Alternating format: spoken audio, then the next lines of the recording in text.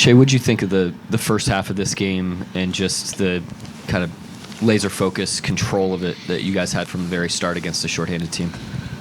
Yeah, they were undermanned. We took care of business, played the right way, played our game. Yeah, like tonight was like, we were out there, we did our job, and we're going home. Looked like a layup line for you in the first quarter. Was that by design or just because Brooke and Lopez and those guys weren't there, you take advantage? How'd that work out? Yeah, I just played my game and took what defense gave me. I guess they didn't see the emphasis to, I guess, have a low man for some plays, so I tried to take advantage of it. But yeah, they play defense. I try to be aggressive, play my game, and from there, just let the game tell me what to do.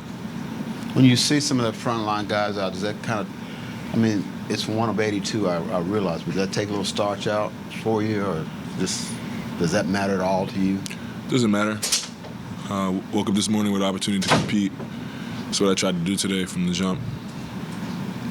Yeah, that's all it pretty much comes down to. I can't control those things. Every day I wake up, I worry about the things that I can't control, and my effort and my energy and my play is one of them. So that's what I focus on.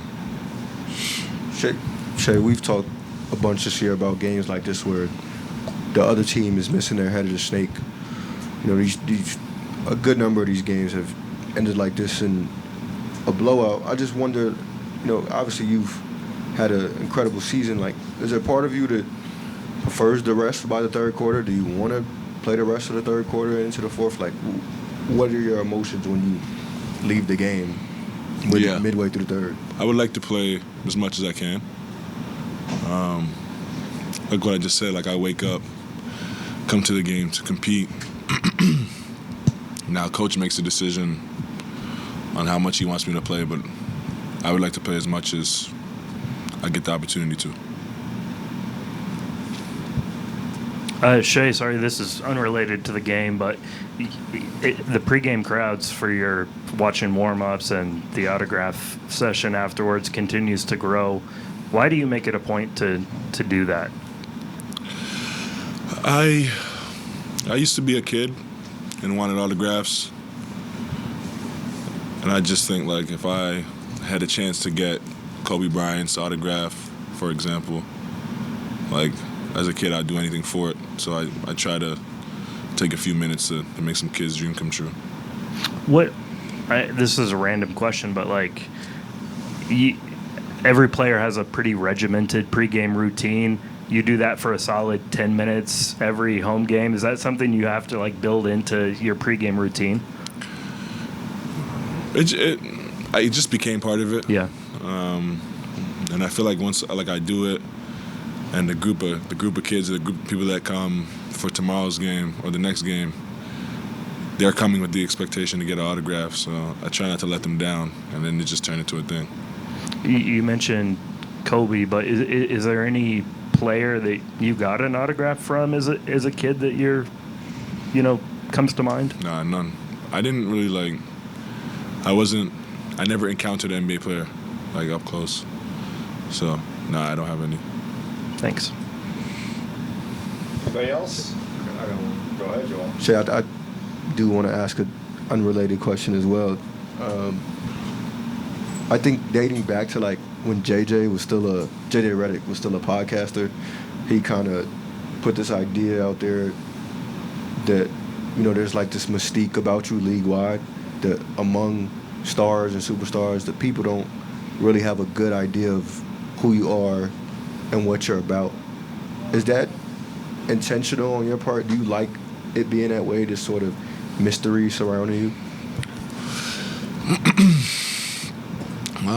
Not really. Like I don't do it intentionally. I just live my life. I come to work every day. I hoop. I interact with my fans. I love my family. Call my friends. I do everything normal people do. I'm nobody special. I'm just like the rest of y'all for y'all wondering what I'm like. I see nobody wanting to sit in the middle today. It's like class, you know, brother. Yeah. don't blame you. There's a level of focus and attention to detail that you guys had from the very start of this game, even with so many of their guys out. What did you notice about your team's approach tonight? Yeah, I mean, like you said, they had guys out, we had guys out. We just wanted to, at the end of the day, play our brand of basketball, which we were able to, go out there and do, execute our game plan and things of that nature. Played together, played hard defensively, and then results followed. You've been a guy that here made the most out of kind of unexpected extended minutes, second half minutes, late game minutes, and then turn yourself into a bona fide rotation player.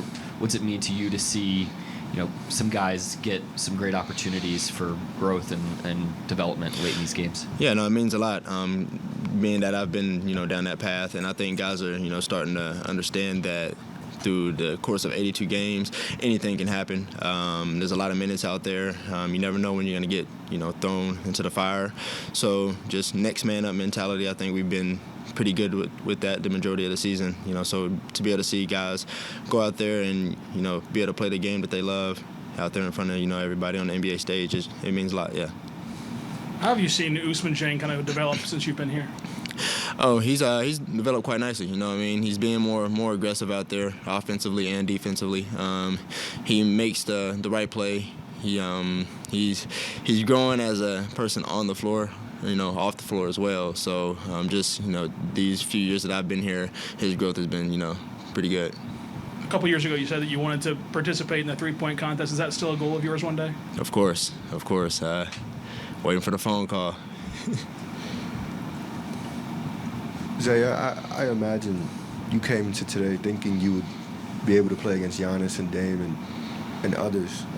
You go down the list this season, and this is not the first game you guys have played where the other team is missing their head of the snake, first option, whatever it is. Is that disappointing for you? Like, what are the emotions knowing you have this list of games where you could look at yourself against a team at their full potential, but just haven't had the chance? I mean, obviously, as a competitor, you want to get every team's best shot. They get their best look. But at the end of the day, you just got to focus on yourself. We're focused on ourselves and our internal growth. So going out there in games like tonight, obviously they had their key guys out, but we can't let that change the way that we play. So, yeah. Looked like they were running some stuff at the top. Some screening action, some curls and stuff that you guys had to be locked in. When the game gets out of hand, how do you keep locked in? Because you guys were big, but looked like you did a pretty good job locking in defensive and not getting lost. I think coach and the rest of the coaching staff does a good job of iterating no matter the score or how much time is left in the game.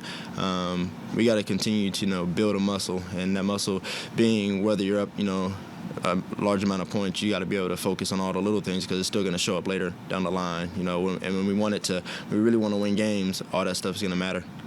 So I think coach is just continuing to relay that message to us, and we're starting to pick it up, and we understand it.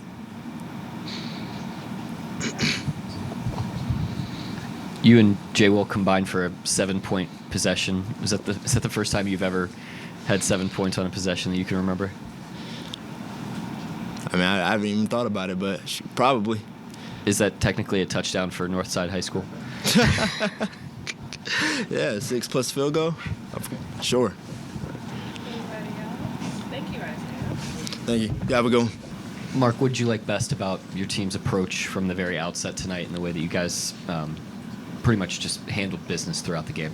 Yeah, I thought we were sharp, both ends of the floor, especially in the first half, and then into the third.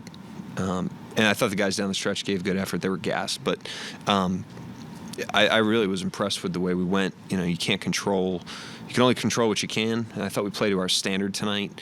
You don't want to form bad habits in a game where the score gets away from you like this, and we didn't do that. We got better tonight with the game, so the guys did a great job, really mature approach.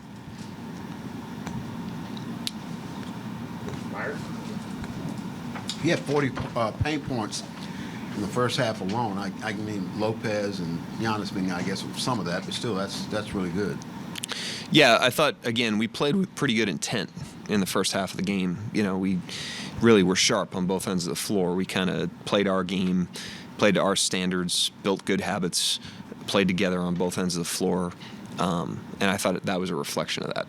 I know they didn't have their main guys. It looked like they did some stuff at the top of the key, some screening and stuff that really kind of forced your defense to make some decisions. Yeah, I mean, the first thing with their main guys being out, I do think it's worth noting, like they're in Portland, then they travel to San Antonio on that trip. They go up, play a home game against Memphis, and come back down here on a back-to-back. I can understand why they sat those guys.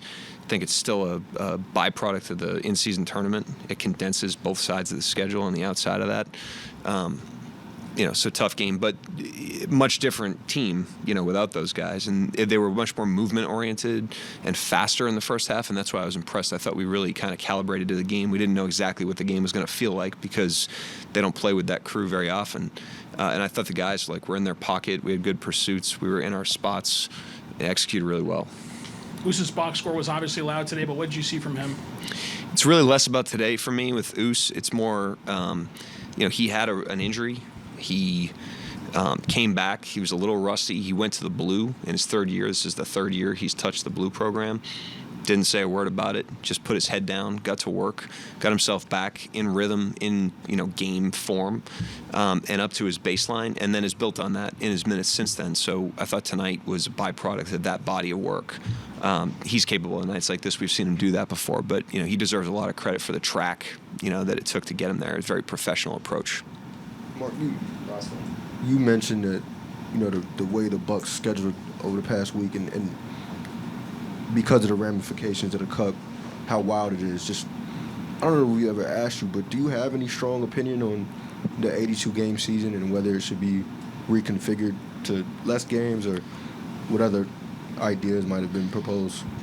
No, I just think you have to. It's less about me having takes on it. It's more about being able to contextualize a game like this where they're just, sitting a bunch of players, understanding, if you're in their shoes and you look at the schedule that they had coming into this game and the schedule they have coming out of it,